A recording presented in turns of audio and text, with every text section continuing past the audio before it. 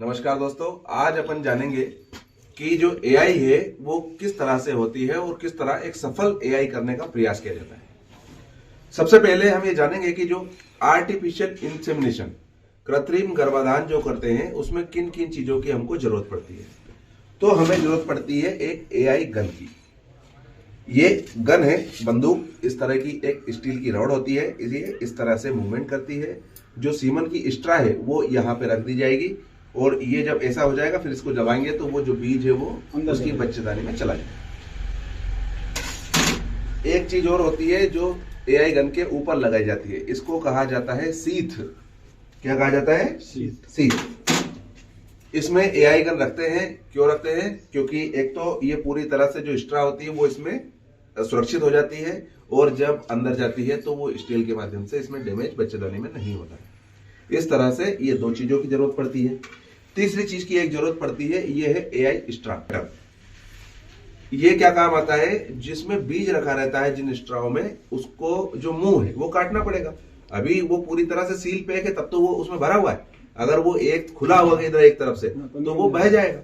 जब बह जाएगा तो वो सारा मामला खराब हो जाता है। तो दोनों तरफ से वो जो होता है पैक होता है। एक तरफ से उसमें जो अपना रुई रहती है उसकी डॉट लगी रहती है और दूसरी तरफ से क्या लगा रहता है उसमें उसको गरम उससे चिपका दिया जाता है। तो पूरा भरा है मामला और वो सुरक्षित है। वो सुरक्षित कहाँ है?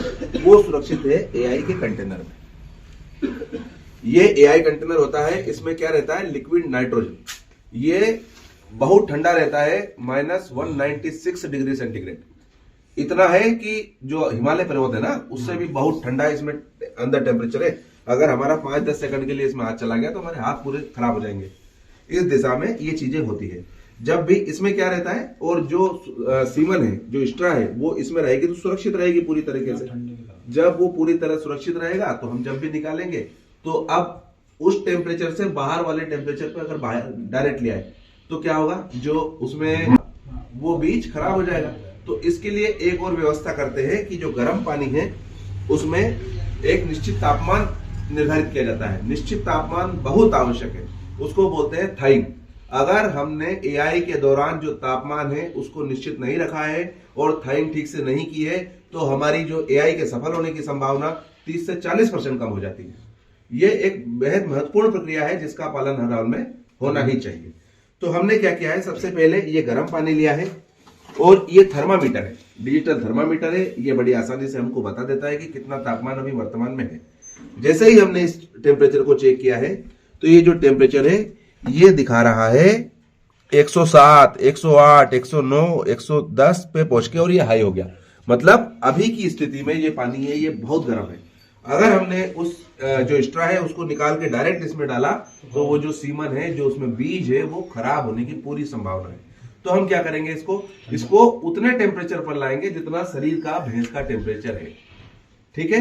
तो लगभग 98, 99, 100 डिग्री इस तापमान के बीच में इसको रखा जाएगा। भैंस का जो तापमान है शरीर का, उस तापमान पे इसको रखा जाता है। एक निश्चित तापमान होता है, उस तापमान पर इस पानी को लाया जाएगा। क्योंकि ये बहुत गर्म है तो अब इसमें कैसा पानी मिलाना पड़ेगा अपने को? ठंडा पानी। ये जो पानी है ये बेहद ठंडा पानी है। अभी ये देखिए, जब अपन अगर इसमें लगाएंगे तो ये जो पानी है ये 98 लो, मतलब ये बहुत ठंडा पानी है। तो इसमें भी जो एआई है वो नहीं की जा सकती। थॉइंग जो है वो इसमें भी संभव नहीं है। तो हम तापमान को निर्धारित करना बड़ा आवश्यक है। अब ये गर्म पानी है, ये ठंडा पानी है, थोड़ा थोड़ा करके इसमें डालिए। आप डालिए।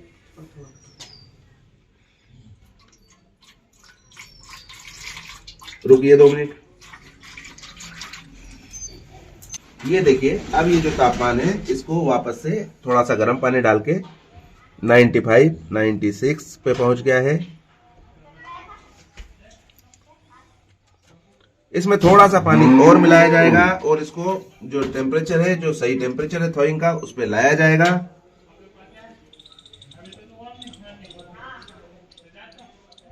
ये अब ये जो टेम्परेचर पे सही तापमान पर ये जो पानी है ये आ चुका है। कई लोग सोचते हैं कि हाथ डाल के हम चेक कर ले, तो ये संभव है? संभव नहीं है। हाथ डाल के चेक करना पानी का टेम्परेचर ये संभव नहीं है। इसलिए हमारा पूरा प्रयास रहना चाहिए कि हम एक थर्मामीटर का उपयोग जरूर करें, चाहे थर्मामीटर डिजिटल हो या जो थर्मामीटर का प्रयोग जरूर करना है। हाथ से चेक करने पर उतनी एक्यूरेसी नहीं आती है और उससे हमारा एआई का रिजल्ट गिरता है। एआई के रिजल्ट गिरने की समस्या ये है कि वो भैंस ठहरेगी नहीं, वो गाय ठहरेगी नहीं, और जब 2 से 3 महीने का लॉस हो जाएगा तो वो किसान का नुकसान, बहुत बड़ा नुकसान होता है।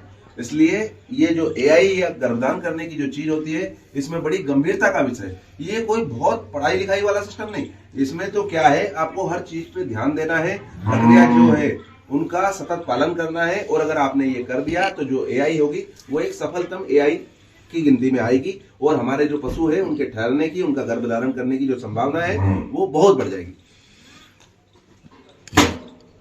अब हमने टेम्परेचर रख दिया है, पानी हमारा जो है वो सही टेम्परेचर आ चुका है। अब हम खोलेंगे कंटेनर।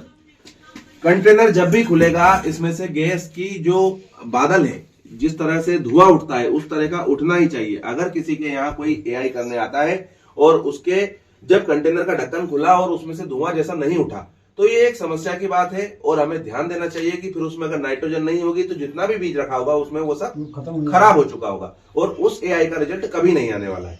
तो अब हम कंटेनर खोलेंगे, देखते हैं इसमें गैस है या नहीं। ये देखिए, ये प्रतीक है इस चीज का कि इसमें जो नाइट्रोजन है वो भरपूर भरी हुई है, बहुत ठंडा है, और ये जो तापमान है ये बिल्कुल सही तापमान पे रहता है। अब हम ये तय करेंगे कि इसमें कौन सा बीज डालना है। हमारे पास जो भैंस है, एक भैंस है, और जो भैंस है इसमें जो हमारे पास सबसे अच्छा जो बीज है वो है मुर्रा। तो हम मुर्रा जो नस्ल है उसका चयन करेंगे। कंटेनर चयन कर लिया है मुर्रा। अब ये ध्यान रखना है, इसको बिल्कुल बाहर नहीं निकालना है कभी भी। इस तरह की एक चिमटी होती है जिसको लिया जाता है, और बीज जब खोलेंगे इसको केवल नेक रीजन के अंदर ही रखा जाता है। ये चिमटी से हमने बीज को पकड़ लिया है और ये हमने डाल दिया है इसमें। हाथ का प्रयोग ना करें, अगर हाथ का प्रयोग कर भी रहे हैं तो ये ध्यान रखें कि जो हवा वाला जो पोर्शन है हमेशा उसको पकड़ना है। ये देखिए, ये जो एआई की जो स्ट्रा है, इसको ना तो बिल्कुल जमीन पे टिकना चाहिए, ना ये बिल्कुल ऊपर तैरना चाहिए। अगर ऊपर भी तैरी तो ये जो थ्रोइंग की प्रक्रिया है वो अच्छी नहीं मानी जाएगी, उसमें बीज जो है वो प्रभावित होंगे, और जो संभावनाएं है वो एआई की कम होती जाएगी। तो बीच में रखा है हमने, और हम गिनती मन में बोलते जा रहे हैं। हमें लगभग 20 से 25 सेकंड 30 सेकंड के लिए इसकी जो थ्रोइंग होती है वो करना चाहिए। जैसे ही एक बार इसकी थ्रोइंग हो जाएगी, इसको जो एआई गन है उसमें शिफ्ट कर दिया जाएगा। अब इसकी जो थ्रोइंग है वो हो चुकी है। हमने स्ट्रा का प्रयोग नहीं किया है छूने में। अगर छूना भी पड़े या पकड़ना भी पड़े तो जो हवा वाला पोर्शन है इससे इसको पकड़ना है। और अब हम जो ये सीथ है, जो स्ट्रा है, इसको शिफ्ट कर देंगे गन। एक बार जब गन हो गया, छूना हो तो ये देखिए, ये हवा का जो बुलबुला है यहां अगर पकड़ेंगे तो हाथ का टेम्परेचर उसमें नहीं जाएगा। ये एक बार हो गया है।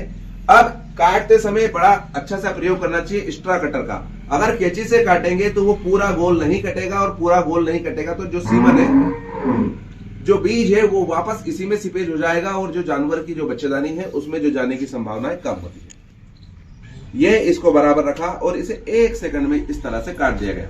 ये टुकड़ा कट गया है। अब चूंकि गन जो सीथ है ये खुल चुकी है, अब ये बीज बाहर निकलने के लिए बिल्कुल तैयार है। जो एआई की सीथ होती है, इसको लिया जाएगा और इसको इस तरह से यहां पे पहना दिया जाएगा। ये जो हरा टुकड़ा है इसमें इसको पूरा लगना चाहिए गोल बराबर। जब इसमें गोल बराबर लग जाएगा तो जो सीमन है वो केवल बाहर जाएगा, बीज अंदर वापस से सीपेज नहीं होगा। तो ये पूरी संभावना रहती है। ये देखिए, अब सीथ को हमने कर दिया है टाइट, पूरा सीट टाइट हो गया। मुंह पे हमारा ये आ गया है, गोल बिल्कुल कटा हुआ है। तो अब जब हम इसको दबाएंगे, इसको जब दबाएंगे तो जो बीज है वो पूरी तरह से बाहर ही जाएगा, गन के अंदर नहीं जाएगा।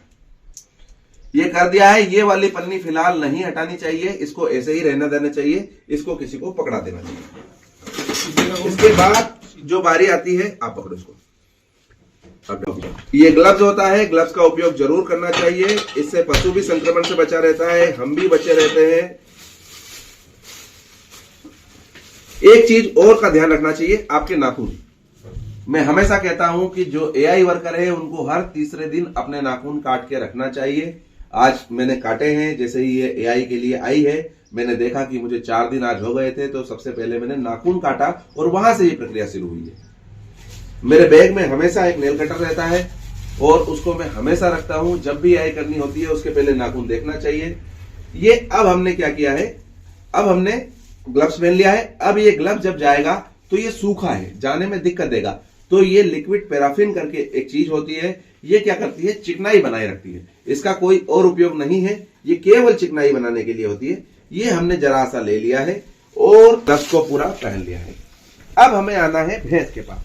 भैंस को अभी धूप में बताना तुम, भैंस को अच्छी तरह से बांध लेना चाहिए ताकि जो भैंस है वो कूद ना पाए। आप बताओ, ये इसमें चिकनाई आ चुकी है। हाथ को जब डालेंगे तो ऐसे नहीं डालना है, इसको सबसे पहले ऐसे फूल जैसा बनाना है।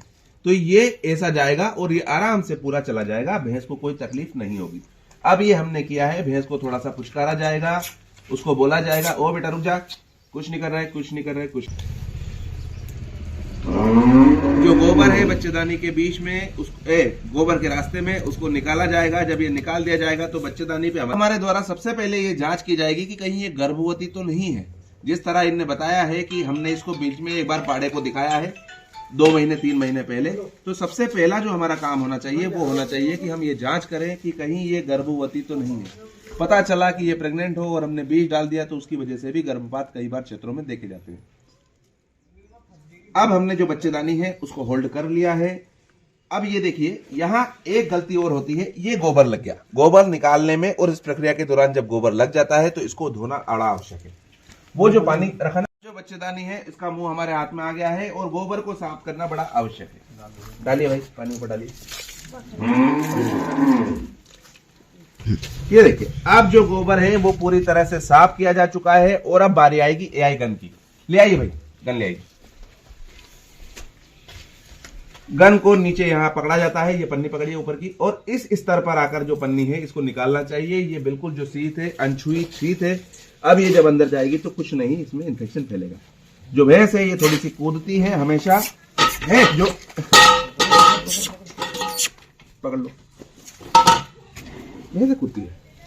ये एआई गन को पहले इस तरह से ऊपर किया जाता है, फिर बराबर पे किया जाता है और फिर सीधा ये डाल दिया जाता है। बड़ी आसानी से ये डल जाता है इस प्रक्रिया के माध्यम से। और अब हमें यह तय करना है कि ये जो बच्चेदानी के मुंह पे सही लग जाए और फिर बच्चेदानी में अंदर ये चली जाए। ये देखिए, अब जो हमारी गन है वो इस भैंस के जो बच्चेदानी है उसके हॉर्न में जा चुकी है और ये बीज डालने की सबसे सही जगह है।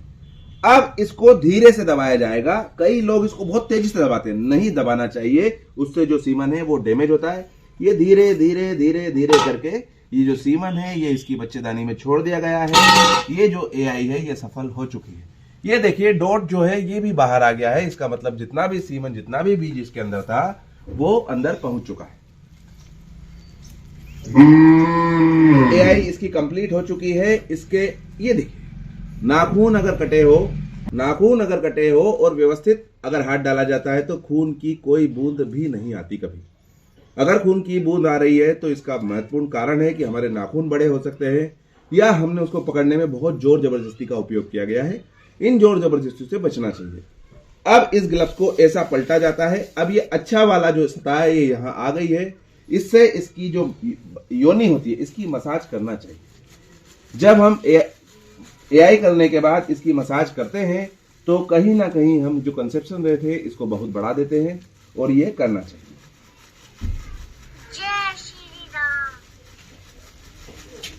अब हमारी जो एआई है ये पूर्ण हो चुकी है।